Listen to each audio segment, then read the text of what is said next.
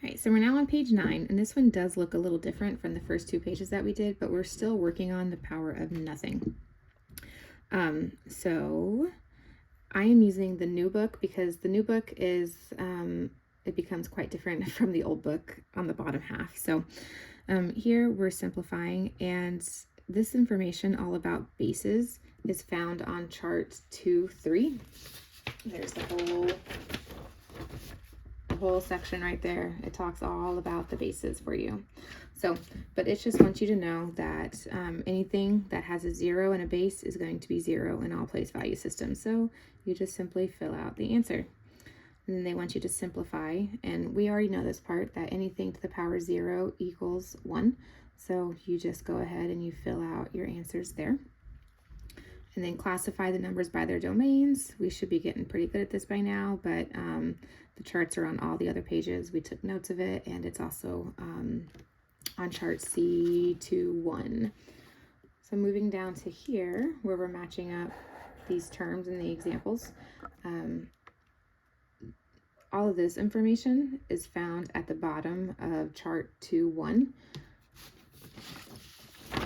Right down here, it talks about there's a variable, coefficient, scalar, and so on. So, and then here we start to talk about the absolute value. And then if your child doesn't know anything about absolute value, they can just follow the pattern. But the answer to an absolute value question is always going to be a positive number, because an absolute value is pretty much how far away this number is from 0 on a number line, and it's always going to be positive. So here we have the absolute value of 3. If we break all that down, we follow this pattern, is 3. Sorry, -3. The absolute value of 3.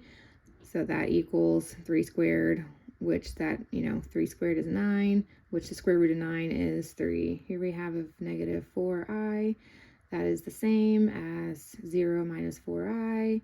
0, because we got to square all these numbers, square them. That equals the square root of 16, which is 4. So then you can just follow that same pattern.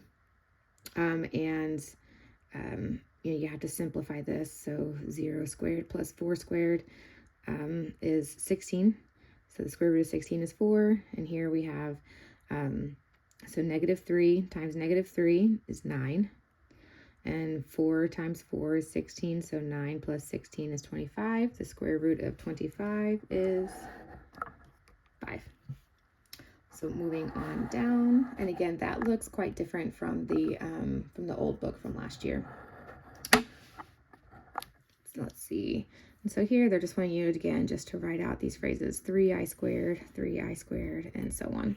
And again, if you need help with this, then I would just suggest go ahead and looking in the solutions manual first thing, and to just look at the answer and to copy that down.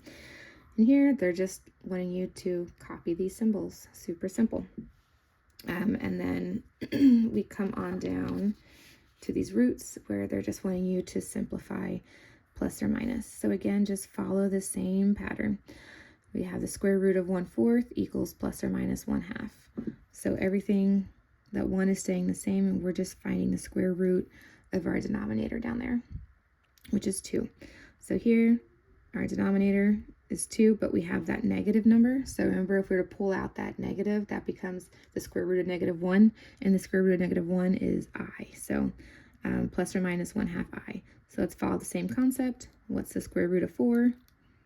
2, and that just stays the same, but we take out that square, pi. And here, what's the square root of 4? 2, and then phi squared is just phi.